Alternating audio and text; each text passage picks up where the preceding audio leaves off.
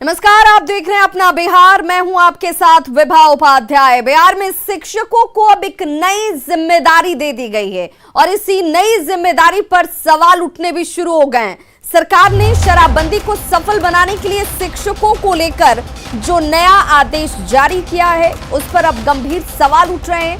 शिक्षा विभाग का ये नया फरमान, जिसमें सरकारी शिक्षक शराबियों की पहचान करेंगे, इस फरमान के बाद से अब गंभीर सवाल उठ रहे हैं। और देखिए उस आदेश की प्रति भी आपके टीवी स्क्रीन पर इस वक्त, जिसमें शिक्षकों को अब एक नई जिम्मेदारी दी गई है शराबियों को ढूंढने की। सरकार के शिक्षा विभाग के अपर मुख्य सचिव संजय कुमार ने आदेश जारी कर सभी शिक्षकों को शराबियों और शराब तस्करों की पहचान करने को कहा है और इसकी जानकारी मद्य निषेध विभाग को देने के लिए आदेश दिए गए हैं। यह आदेश प्राइमरी स्कूल से लेकर हाई स्कूल तक के सभी शिक्षकों पर समान रूप से लागू होगी। न सिर्फ विपक्ष बल्कि खुद शिक्षक अब सरकार के इस आदेश का विरोध कर रहे हैं। क्या है सरकार के आदेश, बता रहे हैं न्यूज 18 संवाददाता रवि एस नारायण। गुरुजी अब शराबियों की करेंगे पहचान। जी हाँ, बिहार सरकार ने नशाबंदी और पूर्ण शराबबंदी को सफल बनाने के लिए और शराबियों पर नकेल कसने के लिए नया फैसला लिया है। बिहार सरकार ने फैसला लिया है कि बिहार के शिक्षक अब शराबियों की पहचान करेंगे और इसकी सूचना मद्य निषेध विभाग को देंगे। बिहार सरकार के मुताबिक जितने भी प्राथमिक से लेकर माध्यमिक शिक्षक जो हैं लगभग 4.5 लाख, वो तमाम लोगों को और साथ ही शिक्षा समिति के सदस्यों को ये काम सौंपा है कि जहां भी अगर ये सूचना मिलती है कि कोई शराब पीता है या शराब माफिया है जो उस व्यापार से जुड़ा है, तो इसकी जानकारी जो है वो मद्य निषेध विभाग को दें, जिससे जागरूकता भी आए और शराबबंदी सफल हो और शराबी पर नकेल कसा जा सके। इसे लेकर के शिक्षा विभाग के अपर मुख्य सचिव ने तमाम डीईओ और डीपीओ को पत्र भेजा है और तमाम चीज़ों को, जिम्मेदारियों का जो है उसमें ब्यौरा दिया गया है और उसके मुताबिक कहा गया है कि उसकी पहचान करें शराबियों की और इसकी सूचना दें और जो भी पहचान देगा उसे गोपनीय रखा जाएगा। शिक्षकों की ये जो जिम्मेदारी दी गई है उसके पीछे जो तर्क है, ये कहा जा रहा है कि जो प्राथमिक से माध्यमिक तक जो शिक्षक हैं वो लगभग 4.5 लाख हैं और जो शिक्षा समितियां हैं वो लगभग 9 लाख है। तो कुल मिलाकर के 14 लाख लोग जब बिहार से सूचनाएं देंगे तो ये ज़्यादा मजबूत होगा। शराबबंदी को लेकर के एक नया अभियान छिड़ेगा। लेकिन साथ ही जो विपक्ष है इस पर लगातार सवाल खड़े कर रही है। विपक्ष का कहना है कि शिक्षकों पर मिड डे मील जैसे तमाम बोझ जो है वो पहले से हैं। ऐसे में शिक्षक पढ़ाई का काम छोड़ करके, पढ़ाने का काम छोड़ करके अगर शराब ढूंढने में, शराबियों के पीछे अगर लगेगी तो शिक्षक पढ़ाएंगे क्या? शिक्षकों की कमी पहले से ही है। अब देखना होगा कि विपक्ष का यह आरोप कितना मजबूत है, लेकिन सरकार ने ये कमर कस लिया है कि शराबबंदी को पूर्ण सफल कर लिए चाहे जो भी कदम उठाने पड़ेंगे सरकार उठाएगी। कैमरा पर्सन सुबोध के साथ रवि एस नारायण, न्यूज 18 पटना। तो देखिए, शराबबंदी को सफल बनाने को लेकर सरकार की तरफ से कोई कोर कसर नहीं छोड़ी जा रही और उसी के आलोक में एक बार ये नया आदेश शिक्षकों की जिम्मेदारियों को बढ़ाता हुआ, लेकिन जैसे ही आदेश सरकार की तरफ से सामने आया, शिक्षकों की तरफ से किस तरह की प्रतिक्रिया मिल रही है, शिक्षक इसे लेकर क्या कह रहे हैं, आइए खुद शिक्षकों से ही सुनते हैं।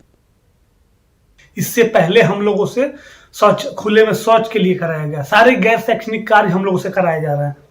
कोविड टीकाकरण में कहने का सेंस ये है कि जहां सरकार का सिस्टम फेल हो जाता है वहां हम लोगों को लगा दिया जा रहा है। दूसरी तरफ राइट टू एजुकेशन और नई शिक्षा नीति में ये कही गई है कि शिक्षकों से गैर शैक्षणिक कार्य नहीं कराना है। तो हम माननीय शिक्षा मंत्री जी, माननीय मुख्यमंत्री जी से मांग करते हैं कि सारे गैर शैक्षणिक कार्यों से हमें मुक्त किया जाए और अविलंब इस पत्र को निरस्त किया जाए।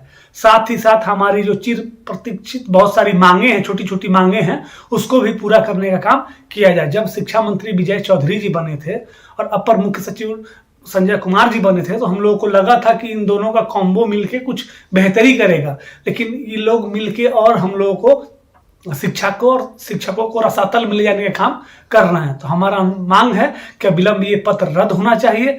शिक्षक शराबबंदी का पक्षधर है। शराबबंदी के लिए शिक्षकों ने विभिन्न तरह के अभियानों को चलाया, यहां तक कि शपथ भी लिया और बच्चों में जन जागरण अभियान भी चलाया। लेकिन अब निगरानी डिपार्टमेंट का काम करना, गुप्तचरी की काम करना या अपराधियों को पकड़वाने का खड़ा करने के लिए शिक्षकों को समाज के खिलाफ या समाज से दुश्मन बनाने का जो रणनीति शिक्षा विभाग ने चलाया है, इसके विरोध में बिहार के तमाम शिक्षक व्यथित और दुखी हैं।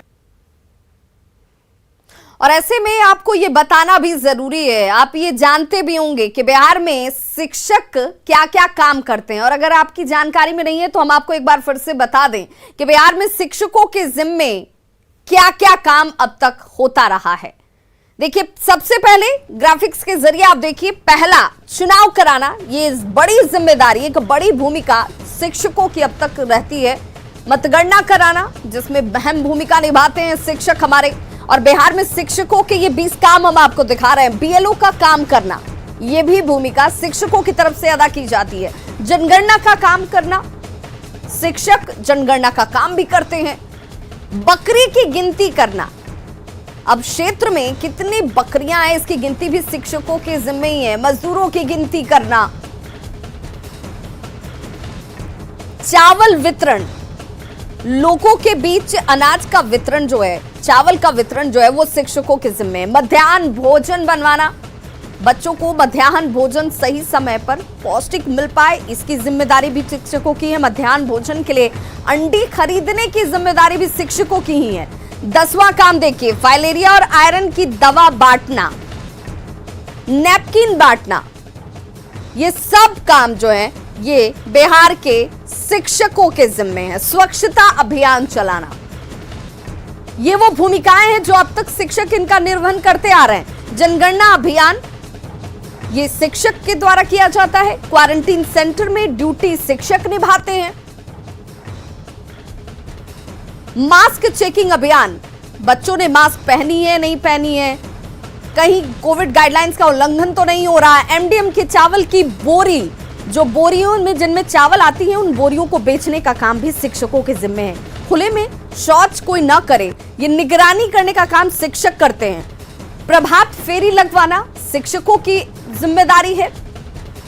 मानव श्रृंखला बनवाना शिक्षकों की जिम्मेदारी। और देखिए, ये 19 नंबर मानव श्रृंखला बनवाना शिक्षक अपनी भूमिका अदा करते हैं। और 20वें नंबर पर बच्चों को पढ़ाना, ये भूमिका शिक्षकों की तरफ से जो सबसे महत्वपूर्ण है। और शिक्षक भी अब ये सवाल उठा रहे हैं कि जो उनका सबसे महत्वपूर्ण योगदान शिक्षकों की तरफ से बच्चों को शिक्षा देने का था, वो कहीं पीछे छूटता जा रहा है। और सरकार को अपने ऐसे तमाम आदेशों को वापस लेना चाहिए, क्योंकि शिक्षकों का दायित्व शिक्षा देना है, बच्चों को पढ़ाना है, न कि दूसरे गैर शैक्षणिक कार्यों में आप शिक्षकों को लगा दें, उलझा दें या फंसा दें।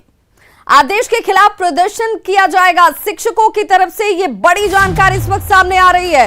देखिए, राज्य भर के शिक्षक कल प्रदर्शन करने वाले हैं, उनकी तरफ से इसका विरोध जाहिर किया जा रहेगा। शराबबंदी को लेकर आदेश के विरोध में शिक्षक कल प्रदर्शन करते नजर आएंगे। शराबियों को पकड़वाने का काम शिक्षकों का नहीं है। शिक्षकों को शराबियों और कारोबारियों की मुखबिरी के निर्देश न दिए जाएं सरकार की तरफ से। कल सभी प्रखंड मुख्यालय पर इस आदेश की प्रति को जलाकर शिक्षक अपना विरोध जाहिर करेंगे। शिक्षक नेता प्रदीप कुमार पप्पू ने इसका ऐलान भी कर दिया है। और हमारे सहयोगी रजनीश इस वक्त ज्यादा जानकारी के साथ फोन लाइन पर जुड़ गए हैं। रजनीश, क्या आप शिक्षक पाठशाला छोड़कर मधुशाला की निगरानी करेंगे? बिल्कुल विभा, देखिए, जिस तरह से पहले से 37 तरह के गैर शैक्षणिक कार्यों में शिक्षकों को लिप्त कर दिया गया है। शिक्षा विभाग का जो भी फरमान जारी होता है, तकरीबन उस फरमान का लगातार विरोध होता रहा है। चाहे वो शौच की निगरानी हो, लोटे की निगरानी, या फिर अंडे की खरीदारी हो, या बोरा बेचना, इससे पहले विरोध हुआ। फिर से इस पत्र ने एक बार हड़कंप मचा दिया है शिक्षकों में, और शिक्षक संघ पूरी तरह से नाराज है। कल सभी प्रखंड मुख्यालयों में शिक्षक जो है जुटेंगे, और उसके साथ साथ अपर मुख्य सचिव शिक्षा विभाग का जो आदेश है उस पत्र की प्रति को जलाकर विरोध जताएंगे। शिक्षकों ने साफ कहा है कि ये काम जब पुलिस नहीं संभाल पा रही है, जब शराब माफियाओं पर अंकुश लगाने में पुलिस विफल है, तो निहत्थे शिक्षक जो कलमजीवी कहलाते हैं, वो किस तरह से जो शराब माफिया है उनसे लोहा ले सकेंगे। ऐसे में शिक्षकों की जान जो है कहीं ना कहीं खतरे में होगी, और ये जो पत्र है उसको अगर वापस नहीं लिया जाता है तो इसको लेकर एक कड़ा आंदोलन होगा। जी, शिक्षा विभाग लेकिन इस तरह के आदेश जारी क्यों करता है? सवाल तो इसलिए भी क्योंकि शिक्षकों का जो दायित्व है वो बच्चों को शिक्षा देना है। अगर गैर शैक्षणिक कार्यों में शिक्षक यूं ही लगे रहेंगे तो फिर बच्चों की शिक्षा पर जो पड़ने वाला प्रभाव है उसकी भरपाई कैसे होगी? देखिए, इससे पहले भी जो सुप्रीम कोर्ट है उसने भी एक आदेश दे रखा है। उसके साथ साथ जो नई शिक्षा नीति है उसमें भी ये आदेश है कि गैर शैक्षणिक कार्यों से शिक्षकों को मुक्त रखना है। बावजूद बिहार सरकार लगातार जो शैक्षणिक कार्य है उसके अलावा बाकी जितने भी कार्य है उसमें शिक्षकों को लगाती है, और ये आसान नहीं है विभाग। बता दें आपको, बड़ी चुनौती होगी। बिहार के तकरीबन 4.5 लाख जो शिक्षक हैं, जिसमें नियोजित शिक्षक भी हैं, उनके जिम्मे अगर ये काम दिया गया है तो समाज में निश्चित रूप से अगर कहीं भी शराब माफिया पकड़े जाते हैं, अगर कहीं भी शराबी जो है पकड़े जाते हैं तो निशाने पर शिक्षक होंगे। यही डर शिक्षकों को लग रहा है। अब वो बॉडीगार्ड की मांग कर रहे हैं। अब वो यही कह रहे हैं कि शिक्षकों को बॉडीगार्ड मिलेगा तो हम लोग ये काम करेंगे, जो सरकार के लिए भी आसान नहीं होगा। बिल्कुल, और सरकार को कल शिक्षकों की नाराजगी का स्वरूप भी दिखेगा, जैसा शिक्षकों ने ऐलान भी कर दिया है कि कल अब प्रखंड स्तरों पर इसे लेकर प्रति को जलाकर अपनी तरफ से विरोध भी जाहिर किया जाएगा। बहुत बहुत शुक्रिया रजनीश, तमाम जानकारी के लिए आपका। तो देखिए, शिक्षकों पर शिक्षा विभाग के इस नए आदेश पर बिहार में अब सियासत भी शुरू हो गई है। विपक्ष ने इसे तुगलकी फरमान बताते हुए इसकी कड़ी आलोचना की, तो वहीं जेडीयू और बीजेपी ने सरकार के इस फैसले का स्वागत किया है।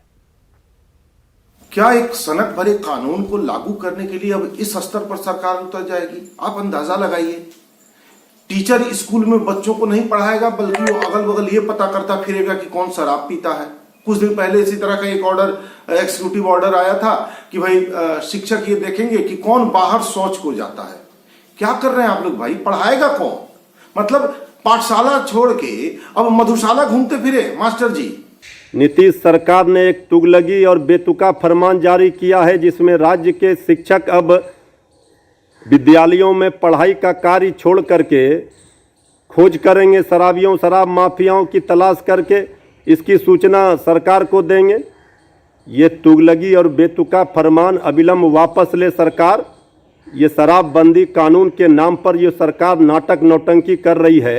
अगर शराबियों को पर नकेल कसने के लिए अगर शिक्षकों को लगाया जाए तो निश्चित तौर पे शिक्षक अपने स्कूल कैंपस के अंदर में उसका उपयोग शराब पीने के लिए ना हो, शराबियों का अड्डा न बने, इस बात का ख्याल रखें।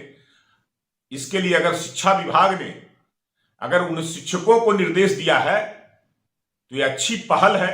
शराबबंदी को पूर्ण रूपेण सफल बनाने के लिए समाज में हर किसी का सहयोग अपेक्षित है। सरकार ने यह जो कदम उठाया है वह बेहद स्वागत योग्य और सराहनीय है। शिक्षक समाज में एक मजबूत स्तंभ के रूप में होते हैं। उनकी जड़ें समाज में अंदर तक व्याप्त होती हैं। उनको बखूबी मालूम होता है कि समाज का कौन सा व्यक्ति किस आचरण का है।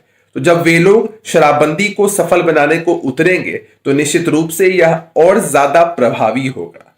लेकिन विपक्ष के लोगों को इसमें भी दिक्कत महसूस हो रही है। और खबर पटना से, जहां पर पटना एयरपोर्ट पर पकड़ी गई एक लड़की से लगातार पूछताछ की जा रही है। लड़की के बैग से सैंडल की बरामदगी की गई थी। लड़की के सैंडल में जीपीएस ट्रैकर लगा हुआ था। पकड़ी गई लड़की से आईबी की टीम ने पूछताछ की है। लड़की की मां से भी पुलिस ने पूछताछ की है।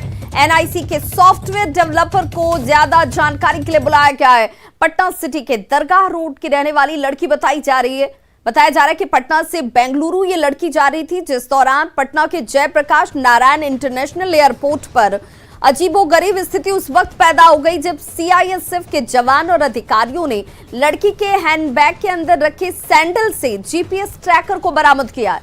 लड़की को बेंगलुरु जाना था और वो पटना एयरपोर्ट पर पहुंची हुई थी जब सीआईएसएफ के अधिकारियों ने इस युवती से पूछताछ की, लेकिन युवती की तरफ से संतोषजनक जवाब नहीं मिला, जिसके बाद सीआईएसएफ के अधिकारियों ने युवती को पकड़ा और इसकी जानकारी पटना पुलिस के अधिकारियों तक दी गई।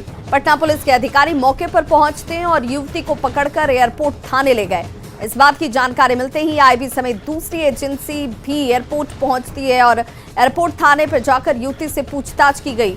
जानकारी के अनुसार राजधानी पटना के सुल्तानगंज थाना क्षेत्र के शाहगंज इलाके की रहने वाली ये युवती बताई जा रही है।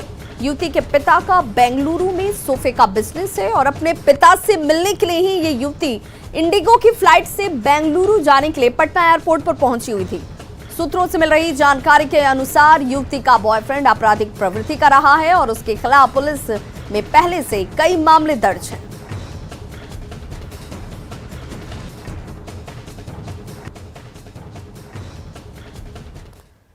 और अब बात ठंड से बढ़ रही परेशानी की। जी हां, पछुआ हवाओं ने राजधानी पटना समेत पूरे बिहार में कनकनी को बढ़ा दिया है। ठंड के साथ घने कुहासे ने लोगों की परेशानी बढ़ा रखी है।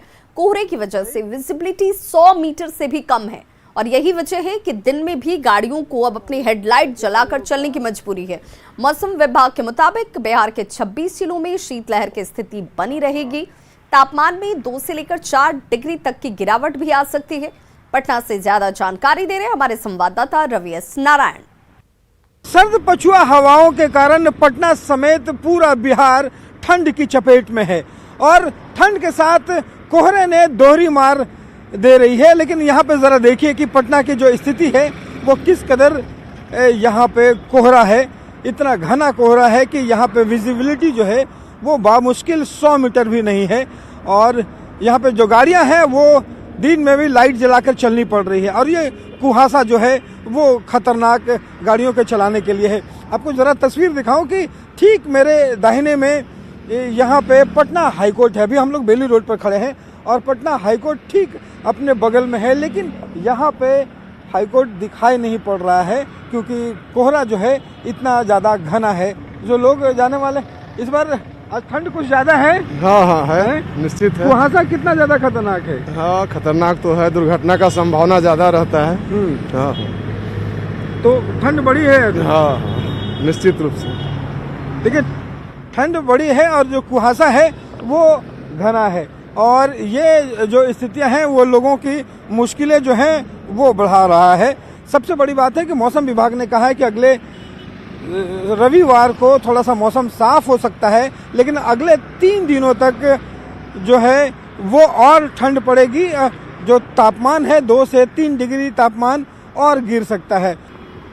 ठंड बहुत ज्यादा है आज भाई। हाँ भैया ठंड बहुत ज्यादा है। क्या सामान लेकर निकल रहे हैं?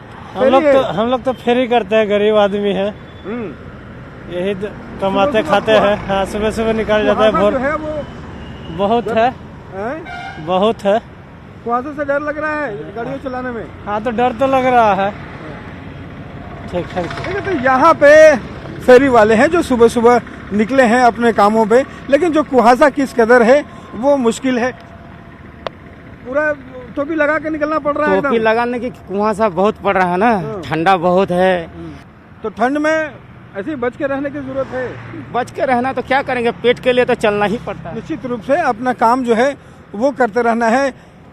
लेकिन मौसम विभाग ने सतर्कता जताई है और कहा है कि लोग जो हैं वो सतर्क रहें और गाड़ियों जो है जो आवाजाही है, अगर गाड़ी चला रहे हैं, 4 व्हीलर चला रहे हैं तो सावधानी से चलाएं ताकि दुर्घटना से बच सके। कैमरा पर्सन सुबोध के साथ रवि एस नारायण, न्यूज़ 18 पटना।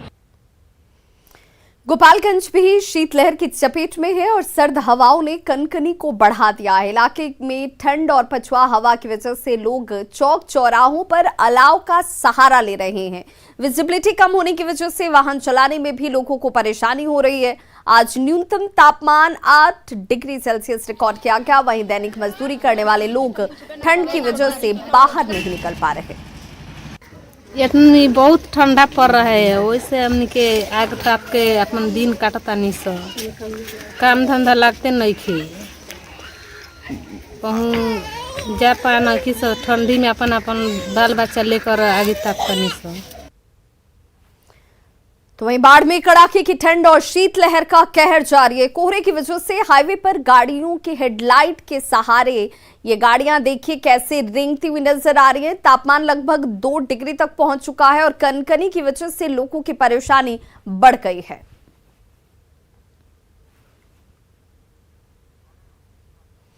कटिहार में पूर्व को पश्चिम से जोड़ने वाले नए रेलवे ओवरब्रिज का उद्घाटन हुआ। डिप्टी सीएम तारकिशोर प्रसाद और सांसद दुलाल चंद गोस्वामी ने 43 करोड़ से बने रेलवे ओवरब्रिज का उद्घाटन किया। 1964 में बना पुराना पुल काफी जर्जर हो चुका था और इसके अलावा रेलवे के विद्युतीकरण के बाद पुल की ऊंचाई को लेकर भी कुछ परेशानियां आ रही थी। रेलवे आरओबी बनकर के तैयार हो गया और नए साल में कटिहार की जनता को समर्पित हुआ और इसका इनॉग्रेशन में माननीय उप मुख्यमंत्री बिहार सरकार और नगर विकास मंत्री श्री किशोर प्रसाद जी। एमएलसी चुनाव को लेकर जेडीयू के साथ सीट बंटवारे के लिए बीजेपी के प्रदेश प्रभारी और केंद्रीय श्रम मंत्री भूपेंद्र यादव पटना पहुंचे हुए हैं। भूपेंद्र यादव पहले बीजेपी नेताओं के साथ बैठक करेंगे और इसके बाद शाम में मुख्यमंत्री नीतीश कुमार से उनकी मुलाकात होगी। कुछ देर पहले भूपेंद्र यादव बिहटा के ईएसआई अस्पताल का निरीक्षण करने पहुंचे थे। ये वहीं की तस्वीरें आप इस वक्त अपने टीवी स्क्रीन पर देख पा रहे हैं। ईएसआई अस्पताल में मेडिकल कॉलेज की शुरुआत होने वाली है, जिससे पहले श्रम मंत्री की हैसियत से भूपेंद्र यादव ने इसका निरीक्षण भी किया।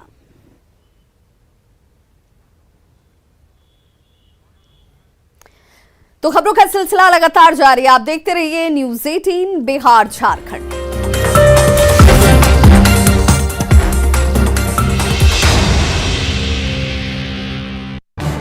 इस न्यूज हेडलाइंस के प्रायोजक